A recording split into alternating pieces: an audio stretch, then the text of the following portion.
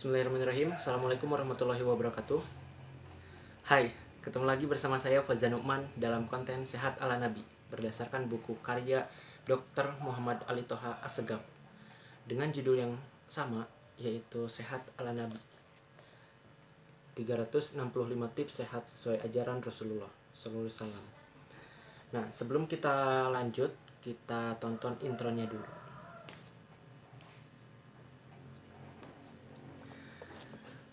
Di episode yang sekarang itu kita sudah masuk ke pembahasan bab 2. Nah, apa sih bab 2 ini? Di bab 2 ini kita bakalan membahas tentang 365 kapsul smart dari Nabi. Nah, jika sebelumnya kita membahas bab 1,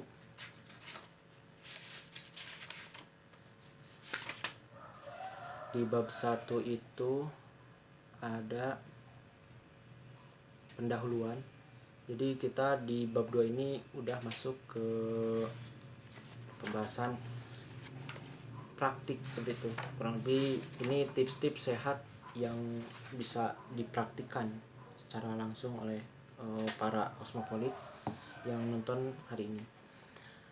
Untuk bisa tahu tentang landasannya, kemudian latar belakang dan sebagainya yang berkaitan dengan konten ini, saya harapkan untuk teman-teman bisa tonton dulu video konten sehat ala Nabi yang sebelumnya, video-video episode sebelumnya, dari episode pertama sampai episode yang kelima segitu, yang terakhir.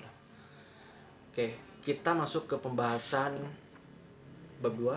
Kita mulai pembahasannya, 365 kapsul smart dari Nabi, dimana yang pertama adalah tentang smart behavior. Jadi kebiasaan-kebiasaan yang cerdas, yang menyehatkan. Di sini akan membahas 5. Jadi setiap video itu kita akan membahas 5 tips di setiap videonya. Di setiap videonya ada 5 tips seperti itu. Di bagian smart behavior ini yang pertama yaitu Allah Subhanahu wa taala berfirman, dan siapa yang kikir sesungguhnya ia yang kikir terhadap dirinya sendiri, dan Allah Maha Kaya, sedangkan kamu adalah orang-orang yang berkehendak, dalam artian miskin di hadapan Allah. Itu terdapat dalam Quran surat Muhammad ayat ke-38. Nah, kikir ini dimulai dari cinta dunia. Jadi cinta dunia itu berlebihan seperti itu.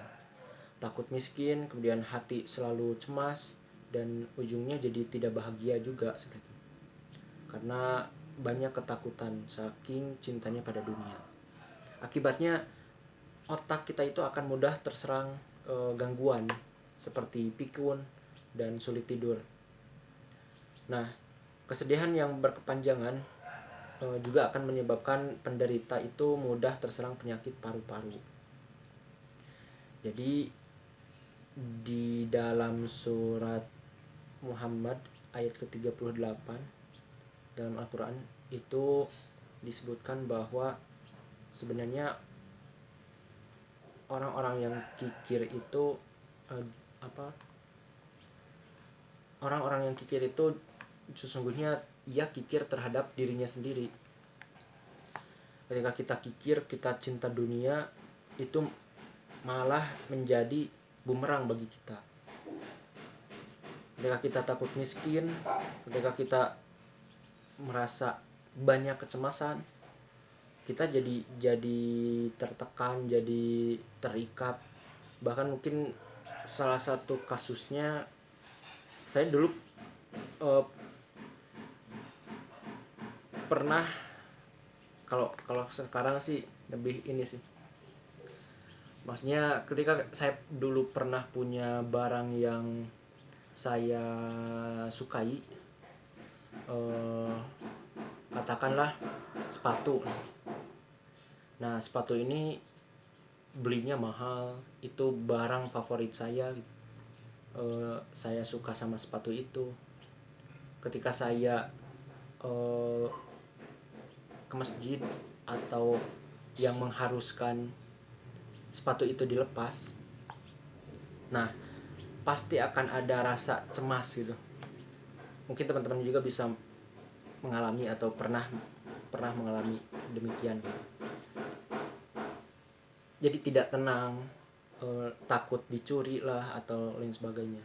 Nah pun mungkin ini itu jadi salah satu contoh kasus gitu dari poin yang pertama ini tentang sifat kikir, kebiasaan kikir, dimana kita cinta dunianya itu berlebihan, takut miskin, hati selalu cemas, dan ujungnya jadi tidak bahagia. Karena ya di sana ketika saya punya sepatu yang tadi kasusnya, saya jadi takut segala macam itu, takut itu dicuri, banyak kecemasan gitu. Tapi berbeda ketika kita dalam tanda kutip bodoh amat gitu dengan barang-barang yang kita punya, dalam artian kita beli barang sesuai kebutuhan. Nah, sesuai kebutuhan di sana kan kita cukup, ada di angka cukup gitu, gak berlebihan, gak beli yang mewah-mewah lain sebagainya, tapi sesuai dengan kebutuhan.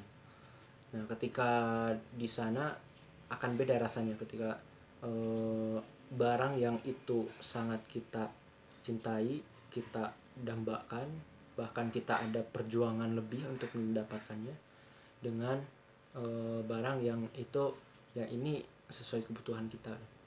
Nah, mungkin ini jadi salah satu prinsip saya juga untuk selanjutnya itu, jadi punya konsep yang mungkin lebih banyak masyarakat kita itu mengenalnya konsep hidup minimalis. Jadi saya itu udah jarang sih buat beli baju yang branded kayak itu dan sebagainya. Saya lebih seneng baju-baju yang polosan kayak gitu. Jadi itu juga jadi sebuah nilai sih. Jadi dapat hikmahnya itu, orang lain itu jadi tidak menilai kita dari barang apa yang kita punya gitu, tapi memang menilai kita apa adanya. Ya kalau lah orang itu gak suka, ya ujungnya jadi menjauh. Kalau orang itu memang suka atau ya gak masalah dengan kita, istilahnya ya positif, orangnya positif ke kita, ya bakalan banyak circle kita yang terbangun orang-orang positif. Tapi ketika kita ada orang yang negatif, ketika sayanya menampilkan apa adanya, ya itu akan otomatis terkumpul kayak itu, dan yang negatif otomatis akan keluar kayak itu. Nah, itu untuk yang poin pertama. Oke, kita lanjut ke poin yang kedua. Yang poin yang kedua dari smart behavior ini yaitu marah. Jadi marah ternyata merupakan manifestasi kesedihan dan kesombongan. Orang yang sedang marah terlihat dari respon anggota tubuhnya, seperti tangan gemetar, kemudian muka memerah, dan jantung berdebar kencang. Kondisi tersebut menunjukkan bahwa orang yang sedang marah pada hakikatnya membebani otak, pembuluh darah, dan jantungnya dengan beban yang berat. Kemarahan yang berulang-ulang menunjukkan bahwa pelakunya menderita penyakit hati dan beresiko terserang tekanan darah tinggi, stroke, depresi, penyakit saraf pusat, penyakit jantung, hingga vertigo. Nah, di sini smart behavior yang selanjutnya yaitu tentang marah. Jadi efek dari marah ini ternyata cukup banyak dan cukup beresiko tinggi. Ya, Dan juga memang dengan segala hal yang kita luapkannya dengan marah itu justru gak menyelesaikan masalah. Yang ada malah menambah masalah baru. Bisa jadi orang yang kita marahi itu jadi kecewa dengan kita, atau malah jadi keributan dan sebagainya. Masalah intinya jadi gak terselesaikan kayak itu. Nah itu yang poin kedua.